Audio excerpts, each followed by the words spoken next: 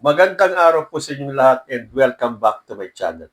Eto na naman po tayo magbibigay ng mga kuro-kuro, opinyon at reaksyon sa mga nangyayari sa mundo ng politika.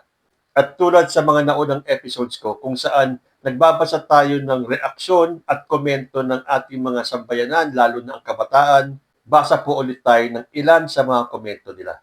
Kasi sa panahon ito, kung saan nagpapakalat ng false informations at kasinungalingan yung kabilang kampo, na akala mo normal na para sa kanila ang magsinungaling, hindi naman po kinakagat ng taong bayan yan. Unless DDS ka.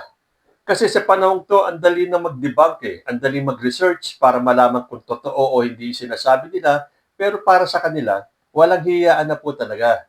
Ang importante, makapanira sila. Dahil tulad nga ng sinabi ng kanilang idolong si Sara Duterte, sisirain ko kayo. Lahat. Totoo man o hindi ang aking paninira, basta masira ko lang kayo. Hindi na po umuubra yan sa taong bayan. Nakahanda po ang ating kabataan, ang ating sambayanan, na kontrahin ang kasinungalingan ng mga DDS. So ito po ang ilan sa mga balita ngayon. Balitang-balita po ang bangayan ni Senator Ping Lacson at ni Rodante Marcoleta.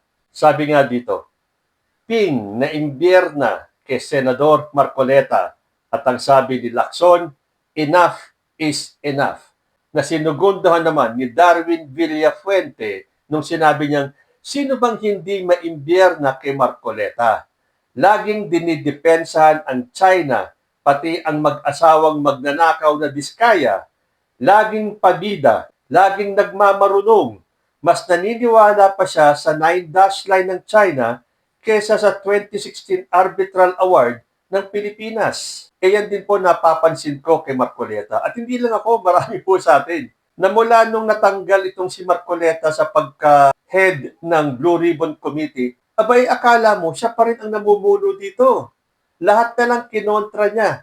Lahat ng sinasabi at ginagawa ni Senator Ping Lacson ay mali sa kanya. Hindi katanggap-tanggap para kay Marcoleta. Nakita niyo itong mga DDS na to? Kapag binigyan mo ng power at naalis sa kanila, hindi sila basta-basta bibitaw. Ang tingin ko kasi, ang tingin ni Marcoleta sa sarili niya, siya ang pinakamatalino at pinakami alam sa batas sa lahat ng mga senador. Lagi naman siyang nabobokya. Pero teka hinihintay pa rin po natin ang desisyon ng COMELEC tungkol dito sa pagsisinungaling ni Marcoleta sa kanyang sose. So yan po, pakaaabangan natin. Punta naman tayo dun sa issue na inalok ng suhol si Ramil Madriaga na umaabot ng hanggang 1 billion. Siyempre, ang duda ng marami, galing yan sa kampo ni Sara Duterte. Pero ang pagkontra ni Tio Moreno, 88 million ang SALN ni VP Sara. Tapos 1 billion ibabayad na kay Madriaga para hindi mag-testify. Ano yun? Nag-loan si VP Sara para sa isang taong nakakulong sa BJMP dahil kriminal? The script is not scripting. Na sinagot naman ni Kent Molino, 88 million ang SALN ni Sara Duterte. Pero nakakapagbayad kay Kaufman ng 150 million a month. Saan galing ang pinangbabayad? Kung magnanakaw ka, hindi mo kailangang ipasok lahat ng ninakaw mo sa SALN mo. Sinong tangang magnanakaw sa gobyerno, ipapasok mo ang mga ninakaw mo sa SALN? Di nabisto ka, bobo. Oo nga naman. Sinasabi ni Tio Moreno, 88 million ang SALN ni VP Sara. Saan nga nanggagaling yung pinambabayad nila kay Attorney Kaufman sa ICC? O, di ba? The script is not scripting, Tio Moreno. Dito naman tayo sa pagpunta ni President Bongbong Marcos sa Amerika. Teka muna, hindi ba sinabi ng mga DDS na hindi makakabalik si Bongbong Marcos sa US at lalo na si Lisa Marcos dahil may kaso daw si Lisa Marcos sa Amerika? O ano kayang masasabi ng mga DDS ngayon? Nakarating at nakauwi ang mag-asawang Marcos, wala pong humuhuli sa kanila. Yan po ang nagpapatunay na talagang fake news itong mga DDS na to. At lagi kong sinasabi ngayon, ang isang kasinungalingan, kapag paulit-ulit mong binibigkas, ay nagmimisto lang katotohanan. Yan po ang ginagawa ng mga DDS, nilalason yung mga utak ng mga DDS, dahil mga DDS na lang po ang naniniwala sa kanila. Sabi ni retired Major General Romeo Pocis, ang tunay na leader hindi umaalis kapag may sunog sa sariling bahay. Ano ba ang napakahalaga sa pulong na ito na hindi kayang gawin ng isang kalihim, diplomat o kinatawan ng Pilipinas? Sa panahon ng krisis, ang kailangan ng bansa ay pangulong nakatutok sa bayan, hindi pangulong nasa photo op sa ibang bansa. Kita nyo talaga, no? Kapag utak DDS, makitid ang utak. Kahit na anong rango ka pa, kahit na anong profesyon ka pa, doktor ka, abogado ka, basta ikaw ay naging DDS, kumikitid po talaga ang utak.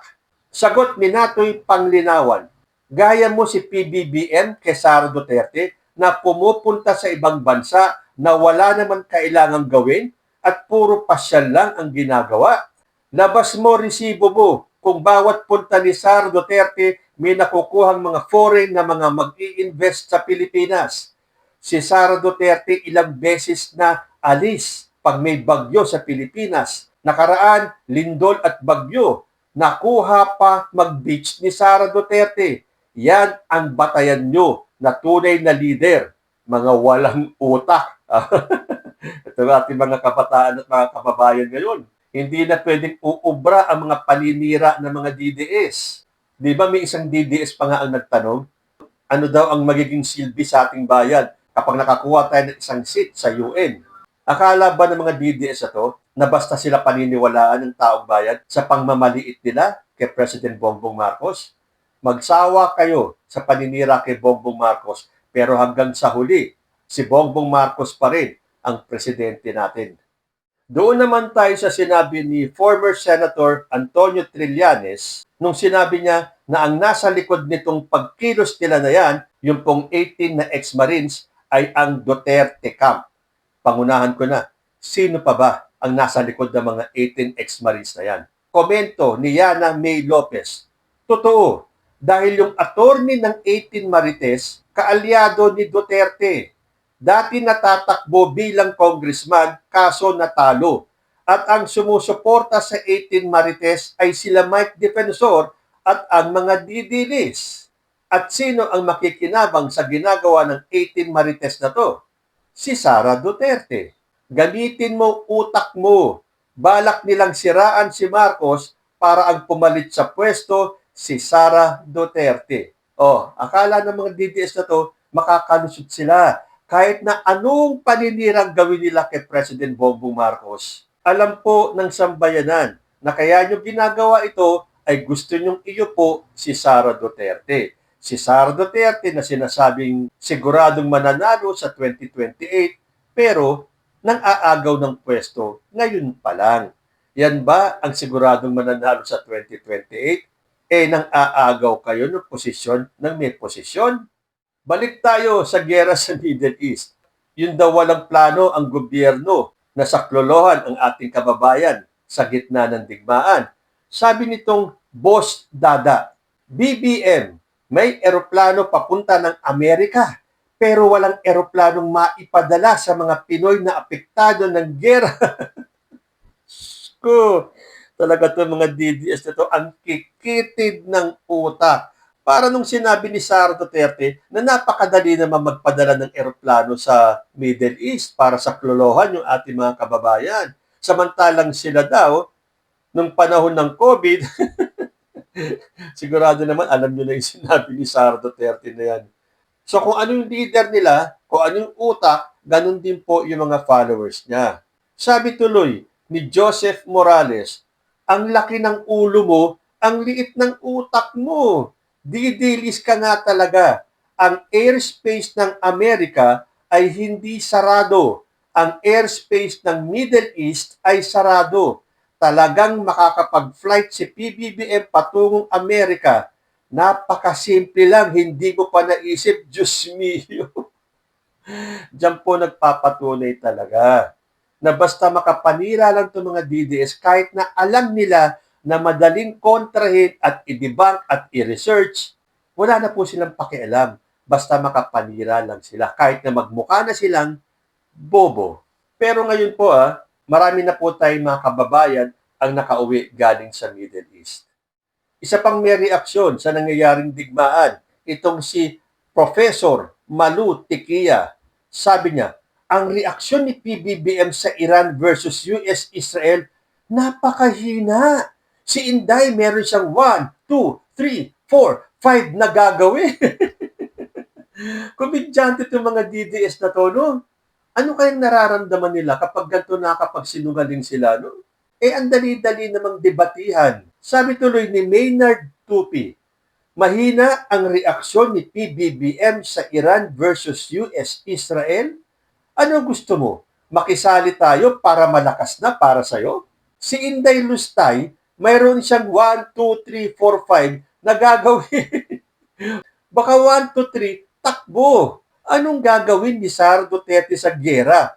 Puro plano lang ang alam, pero walang gawa, which is totoo naman. Subukan nga ni Sara Duterte na siya mismo ang magpadala ng eroplano sa gitna ng digmaan. Well, sa bagay, hindi niya na magagawa yan. Dahil ginagawa na po ng paraan ng ating gobyerno at meron na po tayong mga kababayan na nakauwi na. Ito maganda to.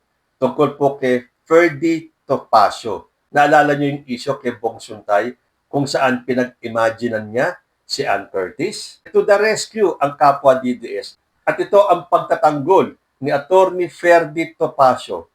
May nakita kang babae. Gusto mong gusto mong gusto mong hindi kasalanan yun. Wow! Palibhasa itong mga DDS na to, aral kay Kibuloy at kay Digong, na ang akala mo, normal na ang kabastusan na lumalabas sa kanilang mga bibig. Sinagot tuloy siya ni Raymart Quinto, hindi kasalanan na mag-isip ng ganon. Doon niya nag-uumpisa ang mga krimen sa pag-iisip na ganon. Kaya may nare-rape na babae dahil sa ganon pag-iisip. Kung inormalize natin yung ganon pag-iisip, maraming taong makakagawa ng krimen. So okay lang pag-isipan ang anak mo or asawa mo ng ibang tao? Paano kung totohanin nila yung iniisip nila? Diyan pumapasok yung pagkademonyo ng tao na hindi na makontrol at nakakagawa ng krimen.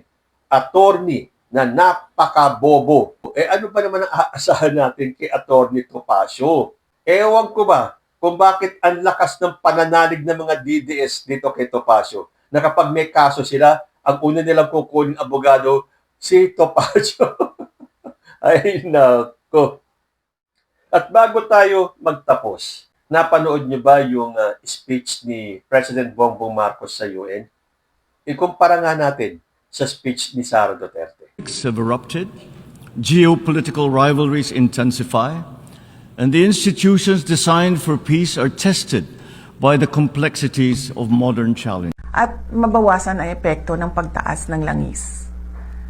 Bawasan ang hindi kailangang paggamit ng enerhiya tulad ng pag-carpooling, bisikleta, at pwedeng ayusin ang schedule ng lakad upang mabawasan ang madalas na pagbiyahe. Sa tingin ninyo, kung maging presidente si Sara Duterte, kakayanin niya yung ganyang klaseng pag-speech sa ibang bansa? Dito pa nga lang, hindi mo na maintindihan yung kanyang sinasabi. Ano ang ibig sabihin ni Sara Duterte na para makatipid tayo sa enerhiya, lalo na at tumataas po ang presyo ng gasolina, na again, sinisisi nila kay President Bongbong Marcos, samantalang yan po ay global phenomenon. Halos lahat po ng bansa sa buong mundo ay apektado dyan sa nagaganap na digmaan. Pero may suggestion itong matalinong Vice President natin. Para daw makatipid sa gas o sa enerhiya, iwasan daw ang carpooling. Hindi ba nung araw, nung nagka-problema din tayo sa enerhiya, imbis na magkanya-kanya kayo ng kotse, ang gawin ninyo ay mag-carpooling. O hindi alam ni Sara Duterte ang ibig sabihin ng carpooling. Mas lalong maganda yung suggestion ni Sara Duterte. Huwag daw gumamit ng bisikleta para makatipid sa energy at gasolina. Kailan ba gumamit ng gasolina ang bisikleta? So, kung dito pa lang, ganyan na kung magsalita si Sara Duterte, paano pa kaya pag siya ay nasa abroad at kaharap ang mga international leaders? Siguradong kahihiyan lang po ang ibibigay sa atin ni Sara Duterte. Kayo po, ano ang masasabi ninyo? Comment lang po down below and I will see you in my next video. Diyos ti Agmina.